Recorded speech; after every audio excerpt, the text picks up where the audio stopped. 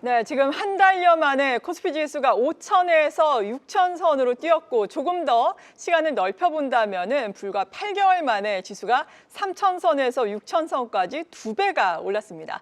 이러다 보니까 많이 해외 투자를 하시던 분들도 국내 주식에 많은 관심을 갖게 되는 요즘이 아닐까 싶은데요. ETF 투자 전략을 통해서 글로벌 투자의 흐름 살펴보면서 국내 ETF에 대한 투자 전략 자세하게 짜보는 시간, 오늘 한경 베스트 애널리스트와 함께 알아보겠습니다. 오늘 이 시간은 한경 베스트 애널리스트 글로벌 ETF 부문에서 1위를 차지하신 하나증권의 박승진 해외 주식 분석 실장과 함께합니다. 어서 오세요. 네, 안녕하십니까. 네, 정말 5천선 돌파를 하고 바로 또 6천선을 돌파를 하게 됐습니다. 오늘 보시면서 어떻게 느끼셨어요? 소회를 한 말씀 부탁드릴까요? 네. 일단 속도가 굉장히 빠르다라는 부분들을 좀 생각할 수밖에 없는 것 같고요. 그리고 사실 이게 그 지수가 상승하는 과정에서 또 제가 담당하고 있는 ETF가 굉장히 또 많은 역할들을 하고 있는 것 같습니다. 네. 그래서 더 열심히 또 시장에서 좀 도움이 될 수 있도록 노력해야겠다는 생각하고 있습니다. 네, 정말 ETF 쪽에도 많은 개인 투자자 여러분들이 관심을 가지면서 또 기관적으로 ETF 자금으로 많이 또 자금이 유입이 되고 있더라고요. 네. 일단은 국내 ETF 시장에도 많은 변화가 이에 따라 있었겠죠. 네네. 일단 가장 큰 변화라고 하면은 사실 지수가 엄청 많이 올라오다 보니까 개별 종목으로 접근하기 좀 어렵다라는 약간 심리적인 부담감들이 많이 생겨 계신 네. 것 같습니다. 그렇기 때문에 최근에 특징적인 부분들은 지수형 ETF 중심으로 자금이 지금 집중되고 있다라는 부분들 보시면 될 것 같고, 그리고 또 최근에 또 모습들 중에는 뭐 말씀하신 것처럼 국내 증시가 굉장히 또 글로벌 증시 내에서도 굉장히 빠르게 상승하고 있기 때문에 국내 주식형, 국내 지수 추종형 ETF 쪽으로 자금이 몰리고 있다라는 게 상당한 좀 특징으로 보시면 될 것 같고요. 일평균 거래대금으로 보면은 이 작년 2025년에 일평균 거래대금이 5.5조 원, 5조 5천억 정도였는데 지금 1월에 이미 14조 4천억까지 올라왔고요. 2월 달에는 지금 18조가 넘어갔습니다. 굉장히 빠르게 시장에서 그 비중을 확대하고 있다. 이렇게 보시면 될 것 같습니다. 네, 말씀을 하신 것처럼 지수가 워낙에 빠르게 올라오다 보니까 코스피 지수 그리고 코스닥 지수를 추종하는 ETF로 자금 쏠림 현상이 가속화되고 있습니다. 최근에는 또 코스닥 지수가 천선에 올라서면서 코스닥 지수를 추종하는 ETF에도 자금이 많이 들어온 걸로 알고 있거든요. 네. 레버리지 쪽도 상당히 관심이 많으시고. 맞습니다. 그런데 지금도 접근 가능하겠습니까?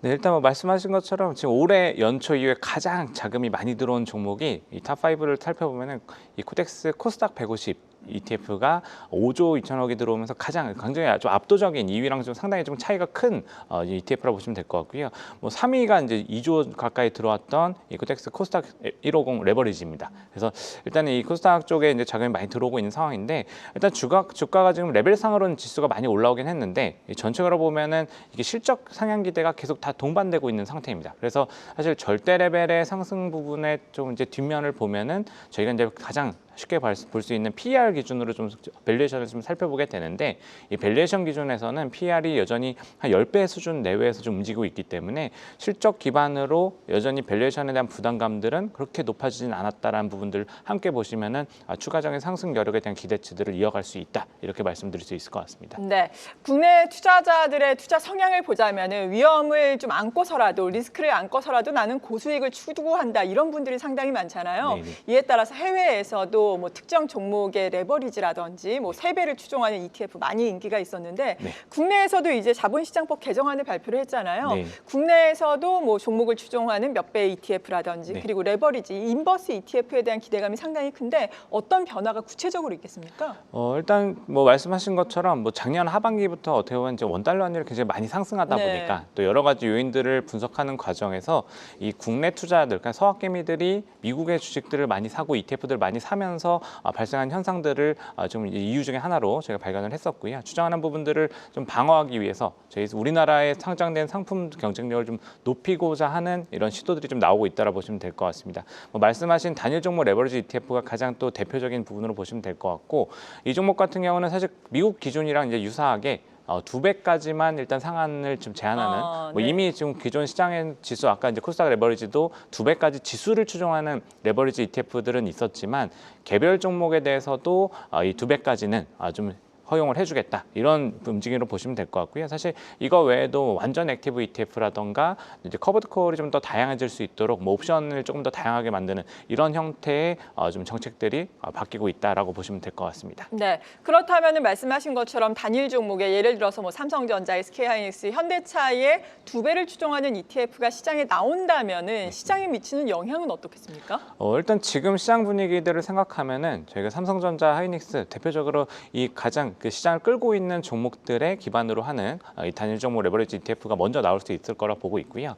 이런 종목들로 그렇게 되면 이제 추세가 살아있기 때문에 그리고 국내 투자자들의 특성은 이 모멘텀과 추세에 굉장히 또 민감한 특징을 가지고 있기 때문에 이쪽 ETF 쪽으로 돈이 더 몰릴 것 같습니다. 이런 부분들을 같이 고려한다라고 하면은 기초자산으로 또 돈이 더 들어오는 효과들이 있을 거고 그러면서 일단 상승 여력을 더 끌어올리는 수급 쪽에서의 모멘텀이 될 수 있다고 보시면 될 것 같고요.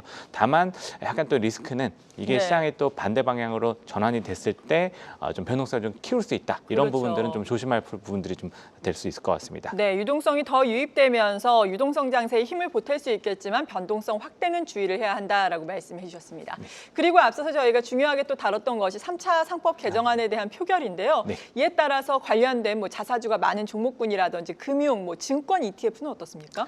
네, 뭐 사실 말씀하신 것처럼 이제 저희가 앞서는 삼성전자랑 하이닉스만 말씀드렸지만 사실 지금 가장 또 모멘텀을 많이 받고 있는 주도주 중에 하나가 말씀하신 것처럼 금융지주, 증권주 이쪽입니다. 사실 어떻게 보면 그동안 조금 이제 투자자들한테 조금 이제 인기가 없었던 그렇죠. 영역이긴 합니다. 네.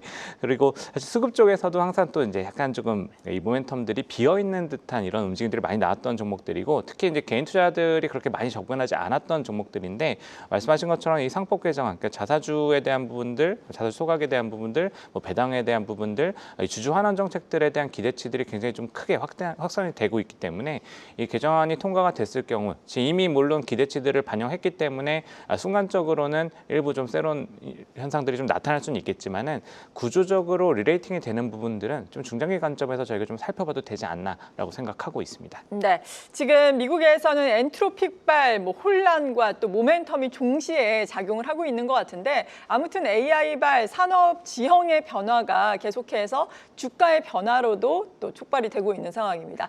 AI 산업 수요 그리고 실적 기반할 수 있는 뭐 반도체라든지 전력기기 또 원전 등의 중장기 우선순위를 여전히 둬야 네. 한다라는 의견이시더라고요. 네, 맞습니다.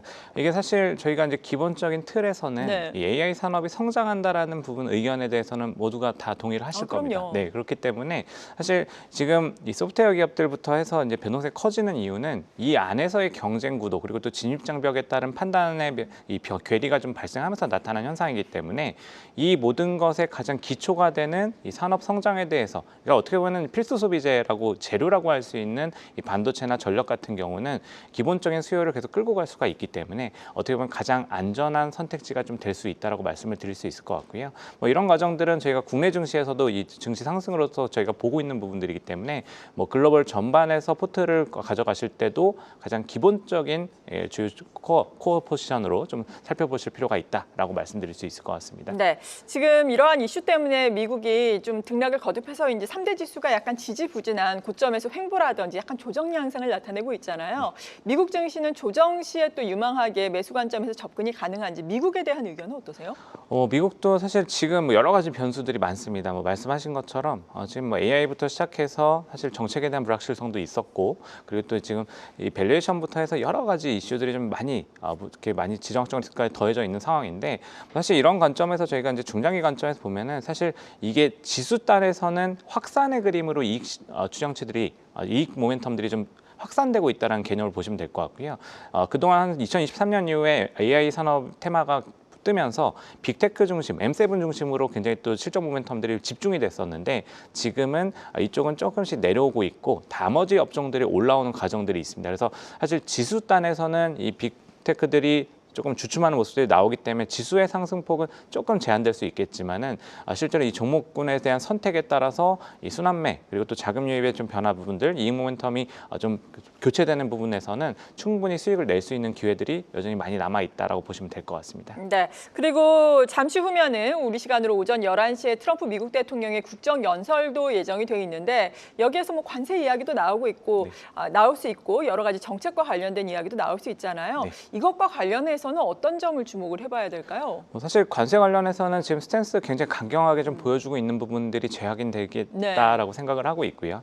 사실 지금 어쨌든 150일간의 이제 그 15%의 관세를 먼저 부과시켜 놓고 지금 다른 법안들을 가지고 추가적으로 이제 제한 조치들을 걸겠다라는 얘기들을 하고 있는 것들을 한번 더 재확인해 주겠다라는 생각을 하고 있고, 그리고 또 사실 지금 또 많은 이슈들이 되고 있는 것들은 또 지정학적 리스크에 대한 부분들이 될 것 같습니다. 뭐 이런 과정들에 대한 부분들, 그리고 또 최근에 어쨌든 이 가계의 실질적인 소비에 대한 부분들에 좀 우려가 생기고 있기 때문에 이 관세로 이제 확보된 재정 뭐 이런 것들을 좀 환급해주는 이런 절차들, 약간 좀 세금을 경감해주는 이런 정책들도 같이 좀 언급될 수 있지 않나 이렇게 좀 생각하고 있습니다. 네, ETF에 대한 포트폴리오 전략을 그렇다면 세워야 할 텐데 이제는 미국 비중을 줄이고 국내 비중을 늘려야 할지 전체적으로는 일단 비중 측면에서는 어떻게 보세요? 네, 기본적으로 비중은 말씀하신 것처럼 국내 비중을 지금 조금 더 지수 단에서 좀 더 공격적으로 가져가는 게 맞다라고 생각하고 네. 있고요. 뭐 이게 보면은 2023년 이후에 아까 말씀드린 것처럼 빅테크가 주가 지수를 쭉쭉 끌고 올라오던 모습들을 지금 삼성전자, 하이닉스 중심으로 좀 우리나라가 보여주고 있다라 보시면 될 것 같고, 뭐 이런 과정들에서 일단 뭐 미국은 전체로 아까 말씀드린 것처럼 확산의 그림들을 보고서 다른 업종들의 관심을 뭐 금융이라던가 뭐 아니면 제조업, 산업재 뭐 이런 쪽으로 좀 더 시야를 넓혀 보실 필요가 있을 것 같고, 국내 같은 경우는 반도체 내지는 또 이제 아까 말씀드렸던 금융과 이 지주사들 이런 ETF들도 상당히 많이 상장이 되어 있기 때문에, 그리고 또 좀 최근에 이 국방 정책들이 글로벌리 많이 바뀌고 있다는 부분들 보면은 이 방산주 ETF들도 좀 살펴볼 수 있는 영역이 될 수 있을 것 같습니다. 네, 그렇다면은 지수 ETF를 가져가느냐, 이런 섹터 ETF를 가져가느냐 어떤 네. 의견이세요? 물론 분산 투자를 해야 네, 되겠지만, 맞습니다. 네. 그래서 지금은 사실 지수 ETF를 가지고 코어는 당연히 항상 만들어 놓는 게 중요하다고 보고요. 네. 거기다가 이 지금 알파를 낼 수 있는 뭐 반도체라던가 그리고 또 전력 ETF들도 상당히 많습니다. 그래서 이런 종목들을 한 번씩 하나씩 엣지를 줄 수 있는 이런 포지션들, 그리고 또 이 국내 방산주 ETF들 같은 경우도 사실 시장에 상장이 많이 또 상장이 되어 있습니다. 네. 그래서 이런 종목들과 또 내지는 미국보다는 지금 유럽 방산 ETF를 조금 더 확장해서 간다라고 하면은 더해서 포지션들을 좀 예쁘게 만들 수 있겠다고 생각하기 때문에 그런 종목들 한번 찾아서 보시면 좋을 것 같습니다. 네, 오늘 여러분께 큰 도움이 된 시간이었던 것 같습니다. 한경 베스트 애널리스트, 글로벌 ETF 1위를 차지하신 하나증권의 박승진 해외 주식 분석 실장이었습니다. 감사합니다. 감사합니다.